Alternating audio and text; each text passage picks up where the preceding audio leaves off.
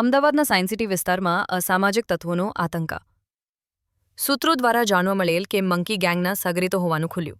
અગાઉ આ ગેંગે બચકા ભર્યા હોવાનું બહાર આવ્યું છે. અમદાવાદના સાયન્સ સિટી વિસ્તારમાં વ્રજ જ્વેલર્સના માલિક સંજયભાઈ સોનીની ઓફિસમાં વિક્રમભાઈ રબારી જોડે રૂપિયાની લેતી દેતીની વાતચીતો ચાલતી હતી. તેવામાં સંજય સોની એ તેમના મિત્ર કેતનભાઈ પટેલ અને સંજયભાઈ ભરવાડને વ્રજ જ્વેલર્સની ઓફિસે બોલાવેલ અને કેતનભાઈ પટેલ અને સંજયભાઈ ભરવાડ બંને વચ્ચે પડી સમાધાન કરાવતા હતા.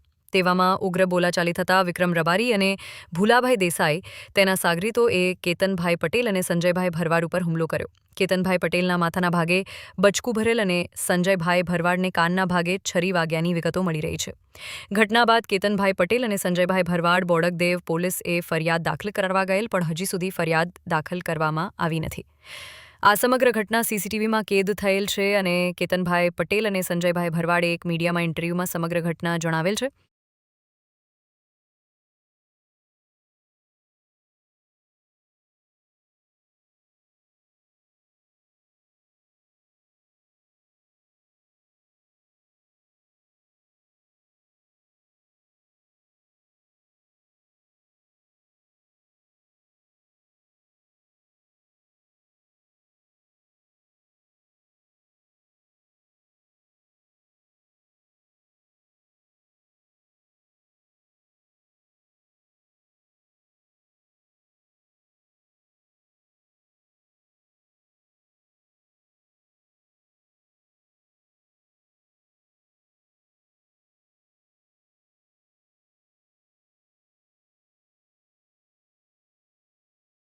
અમદાવાદના સાયન્સ સિટી વિસ્તારમાં અસામાજિક તત્વોનો આતંક. સૂત્રો દ્વારા જાણવા મળેલ કે મંકી ગેંગના સગરીતો હોવાનું ખુલ્યું.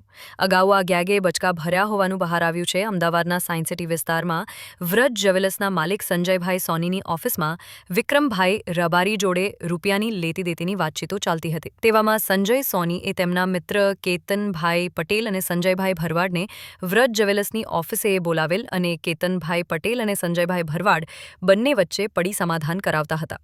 તેવામાં ઉગ્ર બોલાચાલી થતાં વિક્રમ રબારી અને ભૂલાભાઈ દેસાઈ તેના સાગરીતોએ કેતનભાઈ પટેલ અને સંજયભાઈ ભરવાડ ઉપર હુમલો કર્યો. કેતનભાઈ પટેલના માથાના ભાગે બચકું ભરેલ અને સંજયભાઈ ભરવાડને કાનના ભાગે છરી વાગ્યાની વિગતો મળી રહી છે.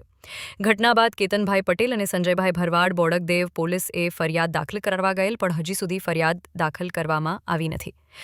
આ સમગ્ર ઘટના સીસીટીવીમાં કેદ થયેલ છે અને કેતનભાઈ પટેલ અને સંજયભાઈ ભરવાડે એક મીડિયામાં ઇન્ટરવ્યૂમાં સમગ્ર ઘટના જણાવેલ છે.